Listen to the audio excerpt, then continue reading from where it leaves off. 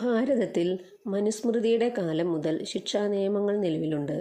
എന്നാൽ ബ്രിട്ടീഷ് കോളനിയായിരുന്ന ഇന്ത്യയിൽ ബ്രിട്ടീഷുകാരനായ മെക്കാളെ പ്രഭുവാണ് 1860 IPCക്ക് രൂപം നൽകിയത്.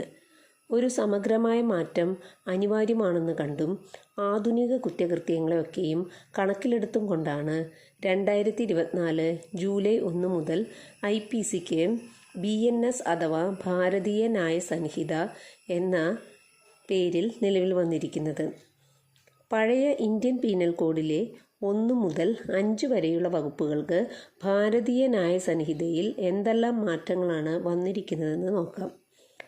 IPCയിൽ 1 മുതൽ 5 വകുപ്പുകളിലായി പറഞ്ഞിരിക്കുന്നവ BNSൽ സെക്ഷൻ 1ൻ്റെ 6 സബ് ക്ലോസുകളിലായി പറഞ്ഞിരിക്കുന്നു.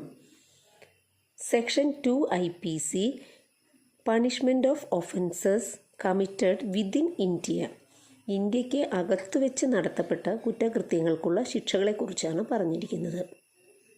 എന്നാൽ സെക്ഷൻ 1 ക്ലോസ് 3 ഓഫ് BNSൽ every person shall be liable to punishment under this Sanhita and not otherwise for every act or omission contrary to the provisions of thereof, of which he shall be guilty within India.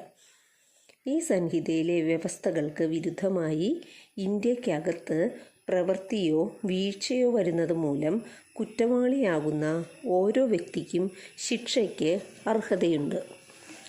Section 3 IPCയിൽ punishment of offences committed beyond India but which by law may be tried within India, ഇന്ത്യക്ക് പുറത്തു വെച്ച് ചെയ്യപ്പെടുന്ന കുറ്റകൃത്യങ്ങൾക്ക് ഈ നിയമമനുസരിച്ച് ഇന്ത്യയിൽ അകത്തു വെച്ച് വിചാരണ ചെയ്യപ്പെടുമ്പോൾ ലഭിക്കാവുന്ന ശിക്ഷയെക്കുറിച്ചാണ്. എന്നാൽ ഇത് BNSൽ സെക്ഷൻ 1 ക്ലോസ് 4 ആയി മാറിയിരിക്കുന്നു. സെക്ഷൻ 4 ഓഫ് IPCയിൽ extension of code to extra territorial offences, ഇത് BNSൽ സെക്ഷൻ 1 ക്ലോസ് 5ൽ പറഞ്ഞിരിക്കുന്നു. എ എന്ന ഇന്ത്യൻ സിറ്റിസൺ ഇന്ത്യക്ക് പുറത്ത് ഏതെങ്കിലും സ്ഥലത്ത് ഒരു കൊലപാതകം ചെയ്താൽ ഇന്ത്യയിൽ അയാൾ കാണപ്പെടുന്ന സ്ഥലത്ത് അയാളെ വിചാരണ ചെയ്യാവുന്നതും ശിക്ഷിക്കാവുന്നതുമാണ്.